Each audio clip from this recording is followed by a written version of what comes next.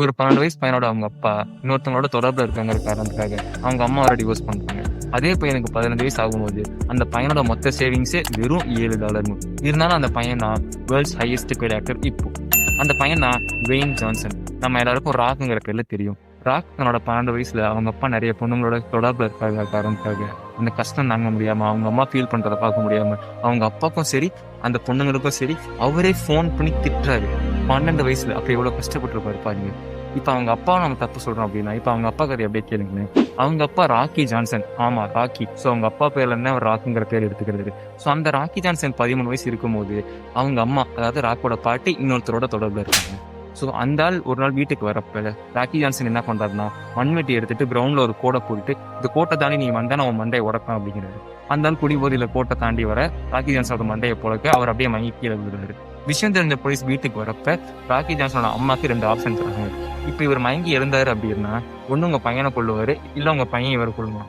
So இது என்ன நடக்கூடாது அப்படின்னா, யாரோ ஒருத்தர் எங்களோட ஜெயிலுக்கு போகணும், யாரு கூட்டு போகுதுன்னு கேட்கறாங்க. கொஞ்சம் கூட யோசிக்காம அவங்க அம்மா ராக்கி ஜான்சனை பார்த்து நீ ஜெயிலுக்கு போ அப்படிங்கிறாரு. ஜெயிலுக்கு போயிட்டு அந்த பையன் திருப்பி வந்து ஒரு சுமாரான ரெஸ்லர் வாழ்க்கையை வாழ்றாங்க. பெருசா சம்பாதிக்க முடியல. சோ இப்ப ராக்கோட கதைக்கு வருவோம்.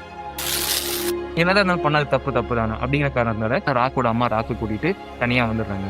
ஆனாலும் அவங்களோட செலவுகள், கடன்கள் இது எல்லாத்தையும் அவங்களால சமாளிக்க முடியாம வீட்டுல இருக்கிற பொருள் ஒண்ணு விற்கிறாங்க. சோ கஷ்டப்படுறோம் அப்படின்னு தெரிஞ்ச ராக் தன்னோட 13 வயசுல திருட்டுல ஈடுபடுறாரு. அதனால போலீஸ் கஸ்டடியில பல வாட்டி மாட்டிருக்காரு. இந்த மாதிரி ஒரு வாட்டி போலீஸ் கஸ்டடியில இருந்து அவங்க அம்மா கூட்டிட்டு வரப்ப ராக் கண்ணு முன்னாடியே ஒரு பஸ் மேல விழ போறாங்க.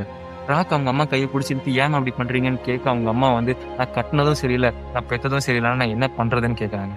ராக் மனம் திரும்பி இதுக்கப்புறம் நம்ம ஒழுங்கா வாழணும்னு முடிவு பண்ணி அமெரிக்கன் ஃபுட்பால் ஜாயின் பண்றாரு. அவருக்கு அது நல்லா வருது. ஆனாலும் அவரால் அதுல அடுத்த கட்டத்துக்கு போக முடியுது. சோ என்ன பண்றதுன்னு தெரியாம அவர் குடும்ப தொழிலான ரெஸ்லிங்கே திரும்ப போலாம் அப்படின்னு சொல்லிட்டு அவங்க அப்பா கிட்டேயே போய் எனக்கு ரெஸ்லிங் சொல்லித்தாங்கன்னு கேட்கறாரு.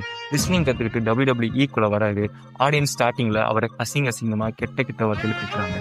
ஆனா கொஞ்ச நாள் போக அதே ஆடியன்ஸ் அவரை ராக்குன்னு கொண்டாட ஆரம்பிக்கிறாங்க.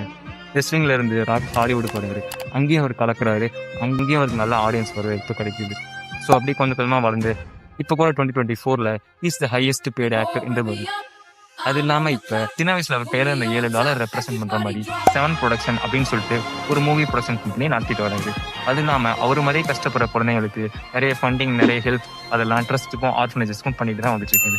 So he's a great man now. Inspiring. இல்ல இது வரைக்கும் அடுத்த வீடியோல பார்ப்போம்.